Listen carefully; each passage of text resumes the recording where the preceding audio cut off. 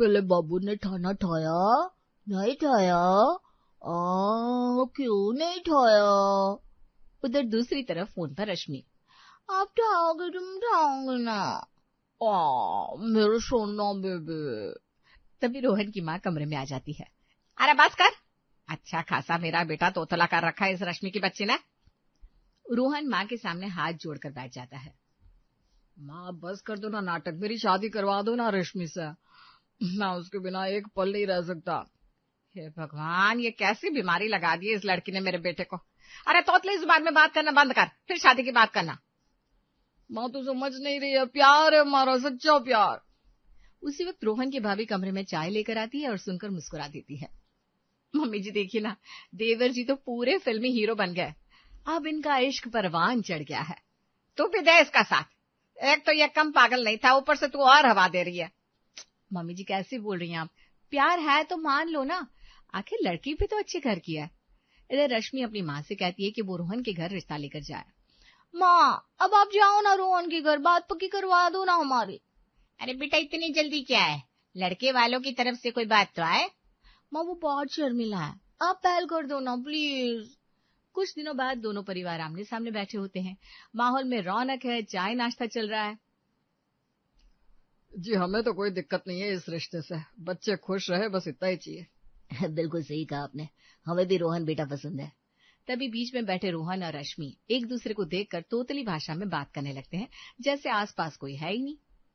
मेरे सोना, अब हम कभी अलग नहीं होंगे ना, मेरे बाबू के साथ अब जिंदगी और हसीन हो जाएगी। तभी पास खड़ी माँ बोल पड़ती है। क्यों, हमने क्या तुझे कोड़े मारकर पाला है? कभी नहीं, मेला वाला सनफ्लावर हो तुम, बिल्कुल पप्पी पप्पी।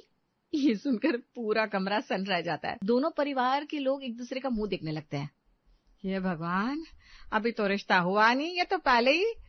रश्मि की माँ भी ऑड फील करते हुए मुस्कुराने की कोशिश करती है, मगर अंदर से बहुत शर्मिंदा हो गई थी। तो बात आगे बढ़ाते हैं। मगर रोहन और रश्मि को किसी की परवाह नहीं, वो दोनों तो अपनी ही दुनिया में मगन, एक दूसरे का हाथ पकड़कर मुस्कुरा रहे होते हैं, जबकि बाकी सब लोग एक दूसरे को इशारों में ये क्या हो रहा है वाली नजरों से देख रहे होते हैं।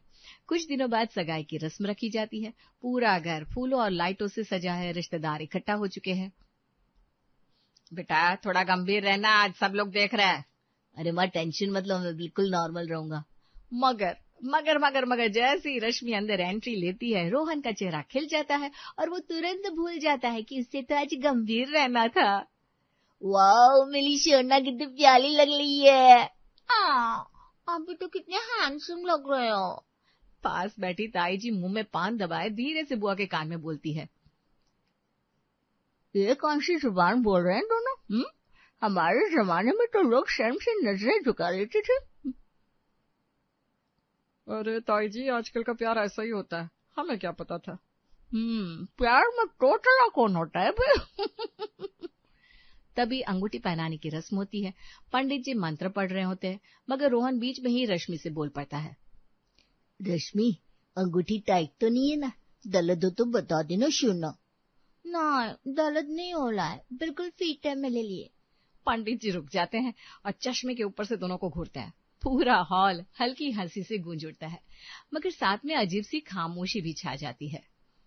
भाई साहब, ये रिश्ता पक्का करके सही किया या गलत अब समझ में नहीं आ रहा। अब तो जो होना था हो गया, बस भगवान करे भला हो। शादी के एक दिन पहले मेहंदी संगीत की रस्म रखी जाती है, पूरा घर रंग बिरंगी लाइट और गाने बजाने से गुलजार है। चलो देवर जी और होने वाली देवरानी जी का डांस हो जाए। अब रोहन तुरंत उठकर रश्मि का हाथ खींचता है, मगर स्टेज पर पहुंचते ही गाना भूल जाता है। भाई गाना नहीं पता, हम तो बस यूं ही गोल गोल घूम लेंगे। हाँ, मेरी सोना को डांस का बहुत शौक है, बाबू बहुत अच्छे डांस करते हैं, मेरी सोना बेबी। सब लोग तालियां बजाते हुए हंसने लगते हैं, मगर मन में सोचते हैं कि ये कैसा अजीब जोड़ा है।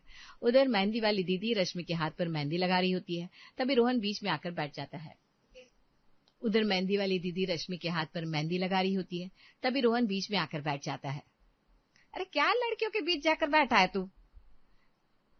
मेहंदी में मेरा नाम भी लिखवाना मेरा बाबू।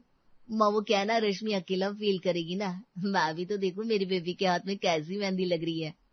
हाँ हाँ मैं लगा दूंगी, फिलहाल तुम निकलो यहाँ से। कौन है ये निकलेंगे तो तुम भी निकलोगी, समझी? ये मेरी रसमलाई है, जिनकी नाम की मेहंदी लगा रही हो। बैठो ना मेरे बाबू। ताऊ जी जो दूर बैठे ये सब देख रहे थे, सर पकड़कर चाचा जी से कहते हैं, ये लड़का तो शादी से पहले ही ऐसा बना है, शादी के बाद का सोचो। छोड़ो भाई साहब, जमाना बदल गया है, हमें क्या लेना। रात होते होते संगीत की रस्म में जब रश्मि की माँ गाना गाने के लिए स्टेज पर बुलाई जाती है, तभी रोहन माइक छीन लेता है। आंटी जी रुको, पहले मैं अपने शोना के लिए कुछ बोलना चाहता हूँ। और वो वही तुतली आवाज में रश्मि के लिए शायरी जैसा कुछ बोलने लगता है, जो ना तुक मिलाती है ना मतलब बनाती। पूरा हॉल हंसी से लोटपोट हो जाता है, मगर रश्मि का चेहरा प्यार से चमक उठता है। भगवान जाने इसके शादी के बाद घर का क्या होगा। रोहन और रश्मि सबकी नजरों से बेखबर अपनी ही दुनिया में मगन रहते हैं। शादी के बाद रश्मि जब घर में आती है तो घर का माहौल ही बदल जाता है। सुबह से शाम तक रोहन रश्मि की जोड़ी पूरे घर को लवर्स पॉइंट बना देती है। सुबह सुबह रश्मि रसोई में खाना बनाने जाती है तो रोहन भी पीछे पीछे चला जाता है और दरवाजे पर खड़ा हो जाता है। ये तो यहाँ क्या कर रहा है, जा जाकर तैयार हो ऑफिस के लिए। माँ, रश्मि अकेले खाना बना रही है, मेरा मन नहीं लग रहा है, मैं कैसे ऑफिस चला जाऊं? नहीं माँ जी प्लीज, कैसी बात कर रहे हैं, ये ऑफिस गए तो मैं तो जीते जी मर जाऊंगी। 10 घंटे इनके बिना रहने की मैं सोच भी नहीं सकती। तो खाना बना रही है, कोई जंग पे नहीं जा रही है, हट यहाँ से। पर रोहन टलता नहीं, वहीं किचन के दरवाजे पर टिककर रश्मि को निहारता रहता है, जबकि रश्मि भी बीच बीच में मुस्कुराकर उसे देख लेती है। थोड़ी देर बाद रश्मि वॉशरूम जाती है तो रोहन बाहर ही कुर्सी डालकर बैठ जाता है जैसे पहरेदार हो। ये यहाँ क्यों बैठा है भाई? माँ, रश्मि बस निकलने वाली है, निकलेगी तो मुझे ढूंढेगी ना, मैं यहीं रहूंगा तो उसे तुरंत मिल जाऊंगा। हे भगवान, ये लड़का वॉशरूम के बाहर भी पहरा दे रहा है। पूरे मोहल्ले में इज्जत का जो फालूदा बनना है बन जाएगा। तभी पापा अंदर से आवाज देते हैं, रोहन बेटा ऑफिस नहीं जाना है क्या आज? नहीं पापा, रश्मि को अकेले नहीं छोड़ सकता, वो थोड़ी सेटल हो जाए। पड़ोस वाली आंटी जब ये सब देखती है तो धीरे से माँ के कान में कहती है, बहन जी बहुत तो प्यारी है, मगर बेटे को थोड़ा संभालो, लोग क्या कहेंगे। अब क्या कहूँ आंटी जी, इसने तो घर को प्रेम कहानी का सेट बना दिया है। रश्मि अंदर से मुस्कुराते हुए झांकती और रोहन तुरंत भागकर उसके पास पहुंच जाता है, मानो सालों बाद मिले हो। रोहन और रश्मि हनीमून के लिए मनाली की बस में बैठते हैं। बस में सिर्फ एक सीट खाली होती है। कंडक्टर रश्मि से कहता है बैठने के लिए, मगर रश्मि मना कर देती है। मैडम जी बैठ जाओ, सीट खाली है। नहीं, वो क्या है ना, मेरे पति के साथ ही मैं बैठती हूँ, मेरे शोना बाबू खड़ा रहे और मैं बैठ जाऊं। ये कैसे हो सकता है? क्या बेबी, बोलो ना कंडक्टर अंकल को। ओए आंटी जी बैठना है तो बैठो, नहीं तो मेरी बला से अंकल किसको बोला बड़ी आई। ओए सुन, ज्यादा मत बोल। बेबी, अंकल को गुस्सा आ गया। भाई साहब सीट है तो बैठ जाओ, नहीं तो जो करना है करो। हाँ नहीं, हम साथ साथ खड़े रहेंगे, ये हमारा प्यार है। अरे तुम क्या जानो प्यार क्या होता है, जो मेरी शोना जैसी कोई मिले ना तब जानोगे। बस में बैठे बाकी पैसेंजर एक दूसरे को देखकर मुस्कुराने लगते हैं। होटल पर पहुंचने में भी यही हाल रहता है। डाइनिंग हॉल में जब खाना सर्व होता है तो रश्मि अपने हाथ से रोहन को खाना खिलाने लगती है, वो भी सबके सामने। ले लो ना मेरी सोना, एक बाइट और। मेरा बेबी। तुम्हारे हाथ का खाने से ना स्वाद 4 गुना बढ़ जाता है बेबी। पास की टेबल पर बैठा एक अंकल चश्मा साफ करते हुए बीवी से कहता है, ये नई जनरेशन है या फिल्म का सेट समझ में नहीं आ रहा। अरे छोड़ो जी, हमारी शादी को 20 साल हो गए, आज तक मैंने आपको नहीं खिलाया इस तरह। होटल के गार्डन में जब फोटो खिंचवाने की बात आती है तो रोहन पास खड़े एक कपल को बार बार बुलाता है। भाई साहब एक फोटो खींच दो ना हमारी। हाँ, और एक एंगल से। अरे रुको, रश्मि का ये साइड अच्छा नहीं आ रहा है, फिर से खींचो ना। वो कपल मुस्कुराते मुस्कुराते कई फोटो खींच देते, लेकिन फिर परेशान हो जाते हैं।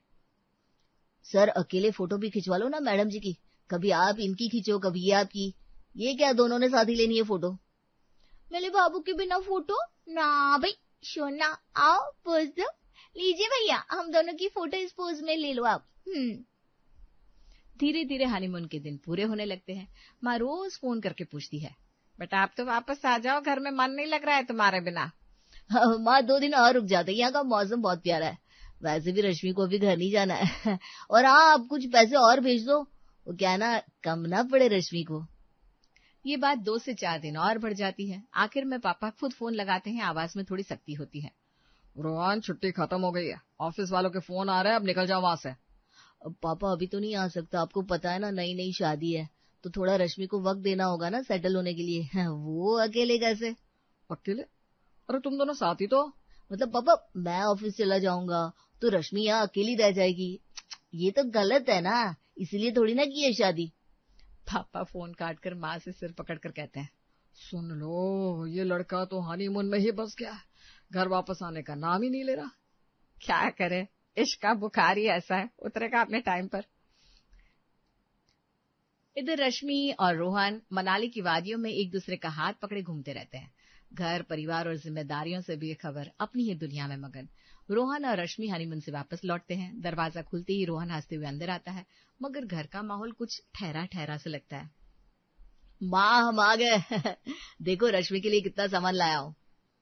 अच्छा बेटा ठीक है, फ्रेश हो जाओ तुम लोग। रोहन को कुछ अजीब लगता है मगर वो ध्यान नहीं देता। तभी भाभी रसोई से बाहर आती है, चेहरे पर साफ गुस्सा और थकान है। आ गए साहब हनीमून मनाकर? यहाँ तो घर में तूफान आया हुआ था। क्या हुआ भाभी, सब ठीक तो है ना? ठीक कहाँ से होगा, पापा की तबीयत कितनी बिगड़ गई थी, अस्पताल तक ले जाना पड़ा, और तुम वहां फोन पर 2 दिन और रुक जाते हैं बोल रहे थे। क्या, मुझे तो किसी ने बताया नहीं। कैसे बताते, माँ पापा ने मना किया था बताने से, कहते थे बच्चों का हनीमून है, खराब मत करो उनका मूड। माँ पीछे से आकर भाभी को रोकने की कोशिश करती है। अरे बस करना, आप जो होना था हो गया। नहीं माँ जी, अब उन्हें पता चलना चाहिए। और सुनो रोहन, तुम्हारी जॉब भी चली गई है, ये पकड़ो नोटिस। बॉस का 3 बार फोन आया, मैंने ही झूठ बोलकर मैनेज किया कि तबीयत खराब है तुम्हारी, लेकिन वो नहीं माने। अब शोना ने नठाया या न ठया वही करते रहो। रश्मि का चेहरा उतर जाता है, वो धीरे से रोहन का हाथ छोड़ देती है। रोहन, ये तो हमें पता ही नहीं था, माँ आपने बताया क्यों नहीं मुझे? क्योंकि तू उस वक्त बहुत खुश था ना बेटा, हम तेरी खुशी नहीं छीनना चाहते थे। कमरे में सन्नाटा छा जाता है। रोहन और रश्मि दोनों एक दूसरे को देखकर पहली बार शर्मिंदा महसूस करते हैं। रात को रोहन पापा के कमरे में जाता है। पापा बेड पर लेटे हैं, चेहरे पर थकान है। पापा मुझे माफ कर दो, मुझे पता होता तो मैं कभी देर नहीं करता वापस आने में। बेटा गलती हो गई है तो सुधार लो, यही काफी है। मैं कल से ही ऑफिस ज्वाइन करता हूँ और अब से घर की हर जिम्मेदारी भी मैं उठाऊंगा। उधर रश्मि माँ के पास बैठी थी, उनके सिर पर हल्का तेल लगा रही थी। मम्मी जी मुझसे गलती हो गई, मुझे घर का ध्यान रखना चाहिए था, ना कि सिर्फ अपने में ही खोई रहती। बहु गलती किसी से भी हो सकती है, जरूरी है बस उसे समझना। अगले कुछ हफ्तों में घर का नक्शा ही बदल जाता है। रोहन सुबह जल्दी उठकर ऑफिस जाता है, पापा की दवाइयां खुद लाकर देता है। रश्मि माँ के साथ रसोई संभालती है, भाभी का हाथ पटाती है। एक दिन भाभी हैरान होकर माँ से कहती है, मम्मी जी ये वही रोहन रश्मि है ना, कितने बदल गए हैं। हाँ बदले नहीं है, बस समझदार हो गया, और देखो प्यार अब भी वैसा ही है उनका। सच में शाम को जब रोहन ऑफिस से लौटता है तो रश्मि दरवाजे पर मुस्कुराते हुए खड़ी मिलती है। रोहन हल्के से उसका हाथ पकड़कर धीरे से कहता है, मिली शोना, आज भी तुमने मेरे लिए चाय बनाई है ना? शोना, तुम्हारे बिना ना घर अधूरा लगता है। पूरा परिवार ये देखकर मुस्कुरा उठता है। माँ सोचती है, निब्बा निब्बी जैसा प्यार बुरा नहीं, बस उसमें जिम्मेदारी का तड़का लग जाए तो वो रिश्ता सबसे मीठा बन जाता है। बैंक की नौकरी से रिटायर गोपाल जी के 4 बच्चे थे। बड़ा बेटा सुबोध, उसके बाद 2 बेटियां काजल और पायल, और सबसे छोटा बेटा कुणाल। 1 साल पहले काजल और पायल की शादी हुई थी। अब घर में कुणाल की शादी की तैयारियों का माहौल था और कुछ दिनों में उसकी सगाई थी। गोपाल जी, काजल और पायल का कोई फोन आया? कब निकल रही है दोनों? हाँ, आज सुबह ही दोनों का फोन आया था। काजल और दामाद जी तो परसों पहुंच जाएंगे और पायल सगाई के 2 दिन पहले ही आ जाएगी। अच्छी बात है, बहू बेचारी अकेले सब तैयारियां कर रही है। काजल आ जाएगी तो उसे थोड़ी मदद हो जाएगी। हाँ मम्मी जी, अच्छा है काजल दीदी थोड़ा जल्दी आ रही है। पायल दीदी भी साथ में आ जाती तो घर की रौनक और बढ़ जाती। हाँ बेटा, लेकिन उनका इतना बड़ा कारोबार है, 2 दिन पहले आ रही है यही बहुत है। कह रही थी कि सगाई के अगले दिन निकल भी जाएंगे दोनों। अच्छा, मम्मी जी परसों की अच्छे से तैयारी कर लेती हूँ। काजल दीदी और विवेक जी शादी के बाद पहली बार आ रहे हैं ना? हाँ बेटा, हमारी तरफ से उनकी आवभगत में कोई कमी नहीं रहनी चाहिए। वैसे तो वो लोग भी हमारी तरह ही हैं। चिंता तो मुझे पायल और दामाद जी के आने की है। पता नहीं हमारे इस छोटे से घर और साधारण से इंतजाम में कैसे एडजस्ट कर पाएंगे। हाँ सरला जी, ऐसा करते हैं कि दामाद जी और पायल के लिए पास के ही किसी होटल में कमरा बुक कर देते हैं। 2 दिन की ही तो बात है। नहीं जी, हम सिर्फ उनके लिए ऐसा नहीं कर सकते। हमारे बड़े दामाद जी क्या सोचेंगे? थोड़ी तकलीफ तो होगी, लेकिन अब जो है एडजस्ट तो करना ही पड़ेगा। मम्मी सही कह रही है पापा, और फिर ये कोई एक बार की बात नहीं है। आगे शादी के फंक्शंस होंगे, उसके बाद भी उनका आना जाना लगा रहेगा। हम हर बार इतना खर्चा नहीं कर सकते हैं। काजल की शादी एक मिडिल क्लास परिवार में हुई थी और उसके पति विवेक बैंक में मैनेजर थे, जबकि पायल की शादी एक अच्छे खासे रईस परिवार में हुई थी। पायल के पति गौतम का बड़ा सा फैमिली बिजनेस था। 2 दिन बाद काजल अपने पति विवेक के साथ मायके आ जाती है। उसके आते ही घर में थोड़ी चहल पहल हो जाती है और सरला जी कहती हैं, अब लग रहा है शादी सगाई का घर है। शादी ब्याह की रौनक तो बुआ बेटियों के आने के बाद ही होती है। हाँ मम्मी, आप मुझे बता दीजिएगा कि मुझे क्या क्या काम करने हैं, लेकिन पहले तो आप फैन की स्पीड तेज कीजिए या कूलर लगा दीजिए। बाप रे, कितनी गर्मी है। हाँ बेटा, गर्मी तो है, लेकिन पंखा तो फुल स्पीड पर ही चल रहा है। बारिश के कारण 2 दिनों से थोड़ा ठंडा हो गया था तो कूलर में पानी नहीं भरा है। भरवा दीजिए ना मम्मी, विवेक जी को तो गर्मी जरा भी बर्दाश्त नहीं होती है, पूरा समय एसी में जो रहते हैं। ठीक है बेटा, सुबोध तो किसी काम से बाहर गया है, कूलर में पानी मैं ही भर देता हूँ। अभी 5 मिनट में कमरा ठंडा हो जाएगा। बरखा, बेटा चाय नाश्ते का देखो। जी पापा जी। दीदी, आप लोग फ्रेश हो जाइए, तब तक मैं चाय नाश्ता तैयार रखती हूँ। वैसे आप लोग क्या लेंगे, चाय या कॉफी? चाय या कॉफी इतनी गर्मी में? ना बाबा ना। भाभी, आप तो ऐसा करिए, कोई कोल्ड ड्रिंक ही बना कर लाइए। फ्रेश जूस तो हो अगर तो अच्छा है, विवेक जी को वही पसंद है। ठीक है दीदी, मैं कोल्ड ड्रिंक ही बना कर लाती हूँ। वैसे भी बारिश होते होते रुक गई है तो उमस भी काफी बढ़ गई है। काजल फ्रेश होने चली जाती है और बरखा को धीरे से कहती है, भाभी बाथरूम में एकदम चकाचक है ना? वो क्या है ना कि विवेक जी और मुझे, हम दोनों को हाइजीन की बहुत चिंता रहती है। हाँ दीदी, आपको तो पता ही है कि हमारा बाथरूम हमेशा साफ रहता है, आप बेफिक्र होकर जाइए। फिर ठीक है। वैसे अब ये कॉमन वॉशरूम में जाना बिल्कुल अच्छा नहीं लगता है मुझे। काजल वॉशरूम से निकलकर सीधे किचन में आती है और बरखा को कहती है, भाभी आपने वॉशरूम में पुराना हैंड टॉवल ही रख दिया, नया रखती ना। कितना रफ भी है ये। दीदी, हैंड टॉवल ज्यादा पुराना नहीं है और बिल्कुल साफ सुथरा धुला हुआ है, आज ही रखा है। अभी तक तो किसी ने यूज भी नहीं किया है। फिर भी भाभी, नया रख देती, मैं तो चला लूंगी, लेकिन आपके दामाद जी के सामने अच्छा नहीं लगेगा ना। और प्लीज वो हैंड वॉश भी बदल दीजिए, अच्छा वाला रखिए वहाँ। बरखा तुरंत नया टॉवल रखती है और हैंड वॉश भी बदल देती है। नाश्ते के समय बरखा मिठाई, नमकीन, पोहे और कचौरी की प्लेट्स से टेबल सजाती है और सबको नाश्ते के लिए बुलाती है। नाश्ते की प्लेट्स देखकर काजल मुंह बनाते हुए कहती है, बाप रे, इतना ऑयली नाश्ता! मुझसे तो सुबह सुबह ये सब नहीं खाया जाएगा भाई। विवेक जी भी नहीं खा पाएंगे। एक्चुअली हमारे यहाँ सबको लाइट और हेल्दी नाश्ता करने की आदत है ना। कोई बात नहीं, इन्हें पता नहीं होगा, आगे से ध्यान रखिएगा भाभी जी। अरे नहीं जी, आपको तकलीफ हो जाएगी। भाभी, कॉर्नफ्लेक्स या ओट्स है क्या, वही दे दीजिए। कॉर्नफ्लेक्स तो नहीं है दीदी, ओट्स है, वही लाती हूँ। वैसे ये कचौड़ियाँ तो पापा जी ने आपके लिए स्पेशली लाई है। आपको कुंदन की कचौड़ियाँ पसंद है ना? नहीं भाभी, मुझे अब इन चीजों की बिल्कुल आदत नहीं रही। आप तो मेरे लिए भी ओट्स ले आइए और कुछ फल हो तो वो भी काट लीजिए, हमारा नाश्ता ऐसा ही होता है। बरखा काजल और विवेक के लिए ओट्स और कुछ फल लेकर आती है। सबका नाश्ता होने के बाद काजल विवेक से कहती है, सुनिए, अब आप थोड़ी देर सो जाइए, मैं आपको खाने के समय उठाती हूँ। भाभी, ये आपके कमरे में सो रहे हैं, एसी है ना वहाँ? नहीं दीदी, इस बार लगवाने वाले थे लेकिन आपके भैया को समय ही नहीं मिला। वैसे कूलर है वहाँ, वो भी कमरा अच्छा ठंडा रहता है। कमाल है भाभी, एसी लगवाने में कितना समय लगता है? मुझे समझ में नहीं आ रहा कि इस बार तो इतनी ज्यादा गर्मी पड़ी थी, आपने एक छोटे से कूलर में भी काट ली। बरखा ने अपना कमरा खूब अच्छे से तैयार करके रखा था। पलंग पर साफ सुथरी चादर और तकिए रखे थे। कूलर ऑन होते ही कमरा भी ठंडा हो गया था। विवेक कमरे में आराम करने आता है और तुरंत ही उसकी आंख लग जाती है। नीचे आकर काजल कहती है, नाश्ते का तो चल गया मम्मी, अब प्लीज खाना जरा अच्छा बनवाना। भाभी, ध्यान रखना कि खाना खूब ऑयली ना हो, मिर्च मसाले भी कम ही डालिएगा। पनीर का आइटम जरूर रखना। हाँ दीदी, मैं ध्यान रखूंगी। अभी कुछ चाहिए आपको? हाँ भाभी, अभी थोड़ा थोड़ा सिर चढ़ने लगा है, आप एक कप चाय बना दीजिए। ठीक है, आपके भैया भी आ ही रहे हैं, दोनों की साथ में रख देती हूँ। काजल सरला से बातें करते हुए हॉल में बैठ जाती है और तभी सुबोध भी आता है।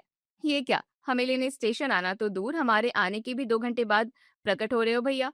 विवेक जी ने ही तो आने से मना कर दिया था हमें, वरना मैं या कुणाल आने ही वाले थे स्टेशन पर। हाँ, उन्हें लगा तुम लोग इतनी गर्मी में ऑटो से आओगे, इससे अच्छा हम एसी कैब में बैठकर आराम से आ जाएंगे। उन्हें धूल मिट्टी से भी एलर्जी है ना, मुझे भी अब सब ये सब सहन नहीं होता बाबा। वैसे आप तो काफी मोटे हो गए हैं भैया। अरे कहाँ, बल्कि दुबला हो गया है थोड़ा, काम भी तो कितना रहता है। आप माँ हो, आपको तो दुबले ही लगेंगे, लेकिन सच में भैया, आप ना हेल्दी खाना खाना शुरू कर दीजिए। मम्मी, आपके यहाँ ना बहुत ऑयली खाना बनता है, हमारे यहाँ तो हेल्थ का बहुत ध्यान रखा जाता है। अच्छा, हाँ, ये कचौड़ी समोसे जैसी चीजें तो हमारे यहाँ आती ही नहीं है। हम तो रोज नाश्ते में कभी कॉर्नफ्लेक्स, कभी ओट्स तो कभी एवोकाडो टोस्ट ही खाते हैं। आप लोग भी यही शुरू कर दीजिए। कुछ देर में बरखा चाय बनाकर लाती है और जैसे ही काजल के हाथ में चाय का कप देती है, वो तो नक कर कहती है, भाभी, ये कितनी काली और कड़क चाय बनाई है आपने। मैं ऐसी चाय नहीं पीती, मुझे तो पूरी दूध की चाय अच्छी लगती है, एकदम मलाईदार और हल्की कड़क। तू कब से ऐसी चाय पीने लगी? तुझे तो कड़क और कम दूध की चाय पसंद है, इसलिए तो बरखा वैसी बनाकर लाई है तेरे लिए। पसंद है नहीं मम्मी, पसंद थी। हमारे यहाँ तो ऐसी चाय हम काम वाली को भी नहीं देते हैं। चलो, मैं तो जैसे तैसे पी लूंगी, लेकिन भाभी विवेक जी को तो भूल कर भी ऐसी चाय मत देना। उनकी चाय पूरे गाढ़े दूध की बनाइएगा। ठीक है दीदी, मैं आपकी चाय दोबारा बनाकर लाती हूँ। नहीं, रहने दो, बस विवेक जी का ध्यान रखना। दोनों समय का खाना भी काजल रसोई में खूब इंस्ट्रक्शंस देकर बनवाती है रात को सोते समय। भाभी, हम लोग तो आपके कमरे में ही सोएंगे। वैसे भी विवेक जी को कल सुबह निकलना है, उनकी नींद अच्छी होनी चाहिए। आप बिस्तर की चादर और तकिए के कवर बदल दीजिए। दीदी, बिस्तर पर तो आज सुबह ही मैंने नई और साफ चादर बिछाई है। तकिए के कवर्स भी एकदम नए हैं और फिर जीजा जी के अलावा और कोई सोया भी नहीं था वहाँ। मैं चादर अच्छे से झटक कर बिछा देती हूँ। कैसी बातें करती हो भाभी, हम सुबह से बिछी हुई चादर पर नहीं सो पाएंगे। हमारे यहाँ तो दोनों समय चादर बदलने की आदत है। विवेक जी क्या सोचेंगे, मुझे भी गंदी चादर पर नींद नहीं आएगी। अजीब बात है, सुबह और रात को चादर झटक कर ही सोया जाता है, लेकिन अलग अलग चादरें बिछाकर सोने वाला सिस्टम तो पहली बार देखा है। खराब हो जाए तो समझ में आता है। हमारे यहाँ यही होता है मम्मी, एक बार बिछी चादर धोने के बाद ही दोबारा बिछती है। पहले ही बेचारे विवेक जी बिना एसी के छोटे से कमरे में एडजस्ट कर रहे हैं, कम से कम चादर तो अच्छी बिछा ही सकते हैं ना। बरखा चुपचाप दूसरी चादर बिछा देती है। अगले दिन सुबह विवेक निकल जाता है। बरखा काजल से कहती है, जीजा जी भी रुक जाते ना दीदी, बस आपको छोड़ने आए और चले भी गए। हाँ, उन्हें छुट्टी नहीं मिली ना, सगाई के दिन ही आएंगे अब। वैसे भी उनके बिना तो जैसे बैंक का कामकाज ही रुक जाता है। सबको हर काम के लिए बस विवेक जी ही चाहिए। सही है। वैसे भी सच कहूँ तो यहाँ उन्हें ज्यादा अच्छा भी नहीं लगता। एक दिन रुक गए वही बहुत है। एक तो इतना छोटा घर, ऊपर से ना एसी और ना ही ढंग की सुविधा। बाहर जाने के लिए घर की एक कार ही होती तो थोड़ा घूम कर ही आ जाते। अब बाहर जाना हो तो कौन ऑटो के धक्के खाते हुए जाएगा। दीदी, आज हमें भी मार्केट जाना है, खाना खाकर निकलते हैं, ठीक है? ना बाबा, हम तो शाम को ठंडे ठंडे में निकलेंगे। इतनी धूप में तो मेरा सिर ही चकरा जाएगा। और भैया से कहना कैब करवाएं, ऑटो में तो मैं बिल्कुल नहीं जाऊंगी। बरखा हैरान रह जाती है और मन में सोचती है, ये वही काजल दीदी हैं जो कभी साइकिल पर भी बाजार चली जाती थी, आज इन्हें ऑटो में भी परेशानी हो रही है। शाम को दोनों बाजार जाती है और वहां से काजल सीधा आकर सोफे पर पसर जाती है। बाप रे, क्या भीड़ थी मार्केट में। ऐसा लग रहा था जैसे मच्छी बाजार लगा हो। हर तरफ शोरगुल, भीड़ भाड़, मेरा तो दम घुटना ही बाकी था। बाजार में शोर और भीड़ भाड़ तो पहले भी रहती थी बेटा, तू तो कितनी बार जाती थी बाजार। पहले की बात और थी मम्मी, अब मैं ये सब नहीं कर सकती। छोटी मोटी चीजों के लिए तो मैं नौकर को कह देती हूँ और बड़ी चीजें हम मॉल से ही खरीदते हैं। भाभी, अब तो मैं नहीं आऊंगी मार्केट, जो लाना हो आप ही जाकर ले आइएगा। अगले दिन सुबह परखा बर्तन साफ कर रही थी और सरला हॉल में झाड़ू लगा रही थी। सरला काजल से कहती है, काजल बेटा, बैठे बैठे ये इतने कपड़े तह करके रख दे। रोज के काम जल्दी जल्दी निपटेंगे तब हम सगाई के कामों पर ध्यान दे पाएंगे। मम्मी, आप काम वाली क्यों नहीं लगा लेती? अभी भी हर काम हाथ से करती हो दोनों। छोटा सा तो घर है बेटा, फिर हम लोग हैं ही कितने। मैं और बरखा सब मिलजुल कर लेते हैं, काम वाली की जरूरत ही नहीं पड़ती। लेकिन मेरी ससुराल में तो हर काम के लिए अलग अलग काम वालियां हैं, यहाँ तक कि सब्जियां भी काट कर देती हैं। बस हमें छौंका लगाने का काम होता है। क्यों, छौंक लगाने के लिए भी कोई काम वाली नहीं रखा है क्या? आपको मजाक लग रहा है ना मम्मी? हमारी मम्मी जी का बस चले ना तो पूरा खाना भी काम वाली ही बना ले, लेकिन उनके हाथ में वो स्वाद नहीं रहता ना, इसलिए। वैसे ही कपड़े बाद में तय हो जाएंगे, अभी मैं कुछ नहीं करूंगी। काजल हर काम को टालने लगी थी और अब तो उसके आने से मदद मिलने के बजाय काम और बढ़ने लगता है। मम्मी, मैं आज कढ़ी चावल नहीं खाऊंगी, मुझे तो आज हेल्दी ग्रीन पास्ता खाना है। भाभी, मेरे लिए वही बना दीजिए, मैं आपको बता देती हूँ कैसे बनाना है। बेटा, सगाई को थोड़े दिन बाकी हैं, कल से मेहमान आने शुरू हो जाएंगे। हम यहाँ जल्दी काम निपटाने की सोच रहे हैं और तू रोज ये क्या नई फरमाइश लेकर बैठ जाती है। जो बना है वो खा लेना बेटा। आप समझती क्यों नहीं है मम्मी, मुझे अब ऐसा खाना खाने की आदत नहीं है। ठीक है दीदी, घर में तो नहीं बन सकता तो मैं आपको बाहर से मंगवा देती हूँ। हाँ, यही ठीक है, आप मुझे मंगवा दीजिए। तब तक मैं कम्युनिटी पार्क में वॉक करके आती हूँ। ससुराल में तो घर का लॉन ही इतना बड़ा है कि कहीं और जाने की जरूरत ही नहीं पड़ती। काजल के बढ़ते नखरों को देखकर घर में सब परेशान होने लगते हैं। सरला गोपाल जी और सुबोध से कहती है, इसके नखरे ने तो नाक में दम करके रखा है। ऐसा लगा था कि इसके आने से मदद हो जाएगी, लेकिन कहाँ, उल्टा काम बढ़ा कर रख दिया है इसने। सही है मम्मी, ये तो मिडिल क्लास परिवार में ब्याही है तो ये हाल है। पायल और उसका पति तो हमें नाकों चने चबा देगा। मुझे तो पहले से ही यही चिंता खाए जा रही है बेटा। काजल और दामाद जी के नखरे तो हमसे झेले नहीं जा रहे। अब ये दोनों क्या करते हैं भगवान ही जाने। इतना रईस ससुराल है पायल का, पता नहीं कैसे होगा सब। बेटा, तू तो ऐसा कर कि परेशानी से बचने के लिए दोनों बेटी दामाद के लिए होटल में कमरे बुक करवा दे, वरना दोनों बखेरा खड़ा कर देंगे। उनका तो खाना भी अलग होगा। मैं तो आज ही यूट्यूब पर देख देख कर रेसिपी ढूंढ कर रखती हूँ कि अमीर लोग कैसा नाश्ता करते हैं और कैसा खाना खाते हैं। बाकी सब भी उनके हिसाब से करना पड़ेगा। हाँ बेटा, हम सबके लिए तो कुछ भी चलेगा, लेकिन उनके लिए तो उनके हिसाब से ही खाना बनाना। और मैं सुनीता को कहकर थोड़े दिन के लिए उसकी काम वाली को बुला लेती हूँ। वो दिन भर उनके आसपास रहेगी, घर की साफ सफाई भी करती रहेगी। होटल में बुकिंग हो जाती है। सगाई के 2 दिन पहले विवेक आ जाता है और पायल और गौतम भी पहुंच जाते हैं। अपनी बड़ी सी गाड़ी से उतरकर पायल चहकते हुए अंदर आती है और सबके गले मिलने के बाद आराम से सोफे पर पालथी मारकर बैठ जाती है। वाह, कितना अच्छा लग रहा है मायके आकर। भाभी, पहले हमें एक एक कप आपके हाथों की कड़क चाय पिला दीजिए, फिर हम काम पर लगते हैं। सच में बहुत अच्छा लग रहा है। शादी वाले घर की बात ही कुछ अलग होती है। गौतम जी भी चाय लेंगे या कोल्ड कॉफी, आइस टी या माचा वगैरह? विवेक जी आपके लिए? अरे अरे, ये क्या बड़े बड़े नाम ले लिया आपने भाभी। हम ये सब नहीं पीते हैं भाई, आप तो कड़क चाय बनाकर पिला दीजिए तो भगवान आपका भला करे। गौतम के ऐसा कहते ही माहौल में बसी गंभीरता थोड़ी कम हो जाती है। बरखा सबके लिए चाय और काजल और विवेक जी के लिए फरमाइश पर उनके लिए आइस टी बनवा कर लाती है। आहा, चाय तो एक नंबर बनी है भाभी। सफर की सारी थकान एकदम गायब हो गई। दीदी, नाश्ता भी बन गया है। मैंने एवोकाडो टोस्ट और स्मूदी बाउल बनाया है। विवेक जी को तो पसंद है। गौतम जी भी यही खाएंगे ना? गजब करती हैं भाभी, ये सब खाने के लिए आए हैं क्या हम? और फिर ढेरों काम है आपको और आप ये सब बनाने बैठी हो। आप तो हमारे खाने की बिल्कुल टेंशन मत लीजिए। आज से किचन की पूरी जिम्मेदारी मेरी है।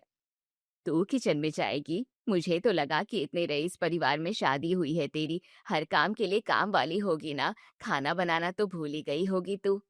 क्यों, रईस लोग खाना नहीं बनाते क्या? और हमारे यहाँ तो सबको मैं और मेरी जेठानी खुद खाना बनाकर खिलाती हैं। हमारे यहाँ फालतू के चोचले नहीं पाले जाते। अच्छा, फिर इतना पैसा किस काम का जब घर की औरतों को ही काम करना पड़े? घर की औरतें ही तो घर संभालती हैं दीदी। और हम सब बिल्कुल देसी खाना खाते हैं। उसे बनाना कौन सा बड़ा काम है? अच्छा वो छोड़, तुझे पता है पापा ने हमारे लिए होटल में कमरे बुक करवाए हैं। रात को हम वहीं सोने जाएंगे। मम्मी, आपने तो हमें एकदम पराया ही कर दिया। अब क्या इस घर में हमारे लिए थोड़ी भी जगह नहीं है? और फिर हम यहाँ घर के फंक्शन में आए हैं, हम होटल में नहीं, यहीं सबके साथ रहेंगे। ये मेलोड्रामा बंद कर। इतने छोटे से घर में कहाँ रहेगी, पता जरा। कहाँ रहेगी मतलब? हम इसी घर में बड़े हुए हैं दीदी। और फिर गौतम के यहाँ के बारे में तो सब पता है। वो तो यहाँ आने के नाम से ही इतने एक्साइटेड थे कि क्या ही बताऊं। लेकिन गौतम को तो बिल्कुल आदत नहीं होगी छोटे जगह में एडजस्ट करने की। विवेक जी तो होटल का नाम सुनते ही खुश हो गए थे कि उस छोटे से कमरे में तो सोना नहीं पड़ेगा अब। तो फिर आप चली जाना दीदी, हमें इस घर में कोई दिक्कत नहीं है। और मुझे पता है कि मैं तो एक बार को शिकायत कर भी दूं, लेकिन गौतम जी कभी किसी चीज की शिकायत नहीं करेंगे।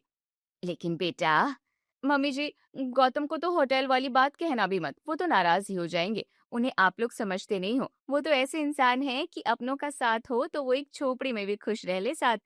आप पापा को कहकर हमारी बुकिंग कैंसिल करवा दो।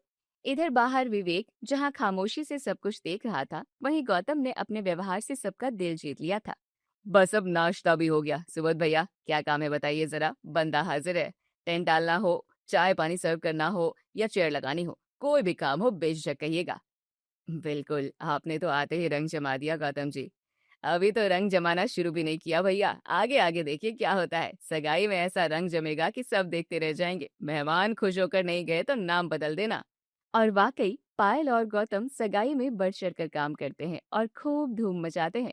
सगाई खूब अच्छे से होती है। रात को सरला पायल से कहती है, बेटा, सच कहो तो तुम्हारे आने से पहले हम इतनी टेंशन में थे कि क्या बताऊं। तू इतने बड़े ससुराल की बहू है, लेकिन तुमने और गौतम जी ने तो अपने व्यवहार से हमें हैरान ही कर दिया। मम्मी, एक बात तो मैंने अपने ससुराल में ही सीखी है कि आपके पास पैसा चाहे जितना हो, आपका दिल और व्यवहार अच्छा नहीं है तो वो किसी काम का नहीं है। गौतम जी के यहाँ हर कोई ऐसा ही जिंदा दिल और मिलनसार है। हर परिस्थिति में खुशी खुशी एडजस्ट करना इन सब की खूबी है जो इन्हें सबसे अलग बनाती है। सही कह रही है पायल, तुम दोनों को देखकर हमने भी यही सीखा है। हम तो कुछ ना होने के बाद भी पैसों की झूठी शान दिखाने के चक्कर में रिश्ते ही खोते जा रहे हैं, और तुम्हारे पास सब कुछ होते हुए भी तुम लोग अपनी सादगी और बड़प्पन से सबको अपना बनाते जा रहे हो। आज तुम मुझसे छोटी होकर भी बड़ी बन गई है।